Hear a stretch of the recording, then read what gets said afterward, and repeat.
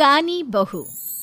किशोरी लाल जी के बेटे राघव की शादी की बात जगह जगह चल रही थी, लेकिन किशोरी लाल जी को कोई लड़की पसंद ही नहीं आती थी। और उसकी एक ही वजह थी, किशोरी लाल जी का लालची होना। उनको लड़की वालों से मोटा दहेज चाहिए था और इसी चक्कर में एक दिन वो एक बहुत पैसे वाले के घर अपने बेटे का रिश्ता लेकर पहुंचे। उस आदमी का नाम था ओम प्रकाश। देखिए किशोरी लाल जी, मेरी एक ही बेटी है और मेरी सारी संपत्ति जायदाद सब कुछ मेरी बेटी नैना का ही है। पापा, नाम से लगता है बहुत खूबसूरत होगी। कितना अच्छा नाम है ना, नैना। ओ, वैसे बात तो सही है आपकी। अब इतना पैसा है, जमीन जायदाद है, इकलौती बेटी, आप भी क्या करेंगे? सब कुछ उसे ही देंगे ना। बिल्कुल ठीक पहचाना आपने। बस बेटी की शादी और सारी जायदाद उसके नाम। पापा, बिना देखे हाँ कर दीजिए ना। इतना अच्छा रिश्ता फिर कहाँ मिलेगा? माला माल हो जाएंगे हम। मैं अपनी बेटी को बुलाता हूँ। अरे नहीं नहीं नहीं नहीं, आपकी बेटी का नाम नैना है, सुनकर ही लगता है बहुत सुंदर होगी। रहने दीजिए अंकल, मैं तो आपकी बेटी के नाम से ही इतना खुश हो गया हूँ कि उसे बिना देखे शादी करने को तैयार हूँ। अब तो मैं उसका चेहरा सीधे शादी के बाद ही देखूंगा। और इस तरह राघव नैना का चेहरा नहीं देखता और उससे शादी कर लेता है। शादी के बाद अपनी सुहाग रात पर जब राघव नैना का घूंघट उठाकर देखता है तो नैना की आंखें बंद थी। कितने खूबसूरत हो तुम नैना, जरा अपनी आंखें खोलकर मेरी तरफ देखो तो सही। नहीं, मुझे शर्म आती है। अरे, मैंने तुम्हें शादी से पहले भी नहीं देखा, और अब अगर तुम आंखें खोलकर मुझे देखोगी भी नहीं तो मुझे अच्छा कैसे लगेगा? इससे पहले कि नैना अपनी आंखें खोलकर राघव की तरफ देखती, अचानक से लाइट चली गई और राघव नैना को पूरी तरह से देख भी नहीं पाया। अगली सुबह नैना राघव के लिए नाश्ता बनाकर लेकर आई। अरे ये क्या, आधा पराठा सेका हुआ है और आधा बिल्कुल कच्चा। ये तुमने क्या किया नैना? बहू, तुमने क्या आधा पराठा तवे से नीचे लटका कर रखा था, जो आधा सिका है और आधा कच्चा? मुझे जितना दिखेगा उतना ही तो सीखूंगी ना पापा जी। जहाँ जहाँ मुझे नजर आ रहा था वहाँ मैंने सीख लिया, जहाँ जहाँ नहीं दिखा वहाँ कच्चा रह गया होगा। इसका क्या मतलब है? ये कैसा मजाक कर रही है तुम?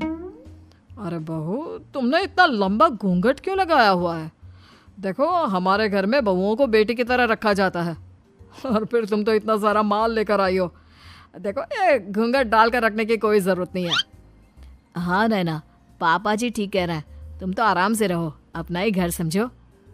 नैना अचानक से अपना घूंघट उठा लेती है। अरे ये क्या पापा, नैना की तो एक आंख फूटी हुई है। नाम से नैना, लेकिन ये तो कानी बहू निकली। मेरे साथ धोखा हुआ है, धोखा। बिना दिखाए अपनी कानी लड़की मेरे संग ब्याह दी। मुझे कानी बीवी नहीं चाहिए। मुझे अभी ओम प्रकाश जी से बात करनी पड़ेगी। आखिर उन्होंने मेरे साथ ऐसा किया क्यों?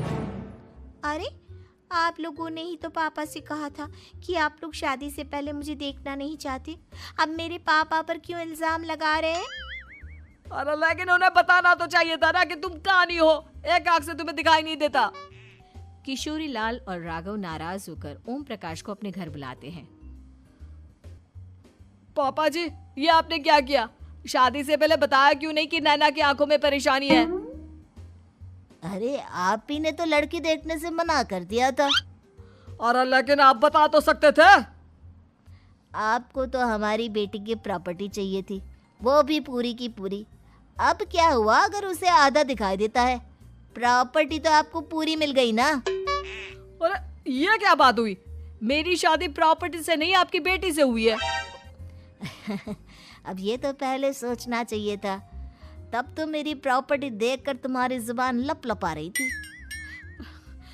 लेकिन मैं कानी लड़की को अपनी बीवी बनाकर नहीं रख सकता। पापा, कुछ करिए ना आप। हाँ, करता हूँ। देखिए ओम प्रकाश जी, आप हमारे साथ ऐसा नहीं कर सकते।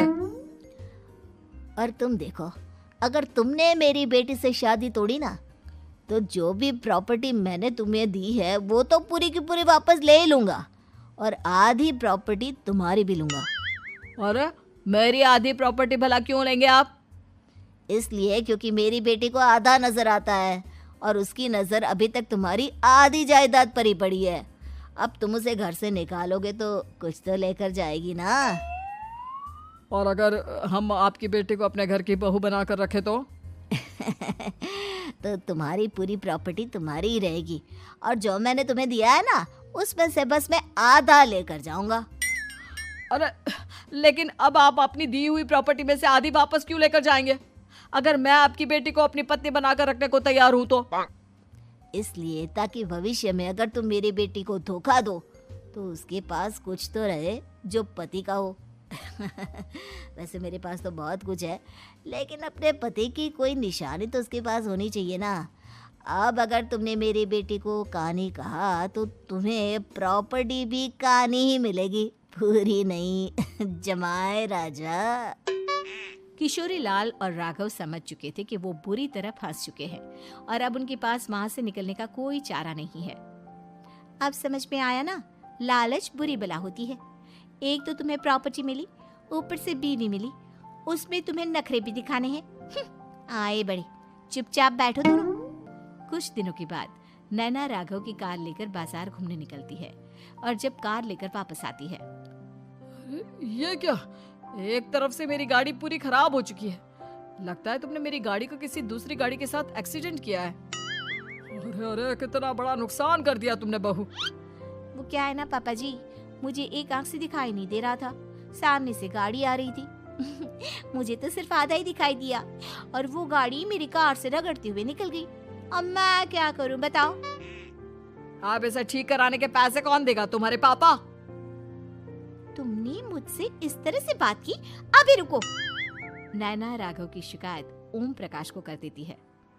देखो राघव, अब जो मेरी आधी प्रॉपर्टी तुम्हारे पास थी ना, उसमें से आधी और मैं लेकर जाऊंगा, क्योंकि तुमने मेरी बेटी को डांटा। अरे नहीं नहीं पापा जी, गलती हो गई, माफ कर दो।